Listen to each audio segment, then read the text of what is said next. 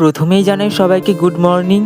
ভিডিওটা শুরু করলাম সকাল থেকে। গিয়েছিলাম একটুখানি দোকানে ঘুগনি কেনার জন্য আর কিছু টুকটাক বাজার করতে। সে যাই হোক, বাড়ি ফিরে এসে সোজা আমি গিয়েছিলাম ব্যাংকে বই আপডেট করতে।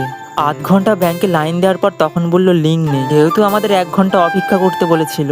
ধুর, কে আর অপেক্ষা করছে এই গরমের মধ্যে। আর কাকিমাগুলো বেলাইনে এসে এত চেঁচাচ্ছে, আর যদি কিছুক্ষণ থাকতাম ওখানে আমি অজ্ঞান হয়ে পড়ে যেতাম। তো গরমের মধ্যে যদি কানের সামনে এসে চেঁচাই কারো ভালো লাগবে? আর আমার প্রচন্ড খিদেও পেয়েছিল। বাড়িতে এসে কিছু খেয়ে দিয়ে চান করে দিচ্ছিলাম গাছে জল।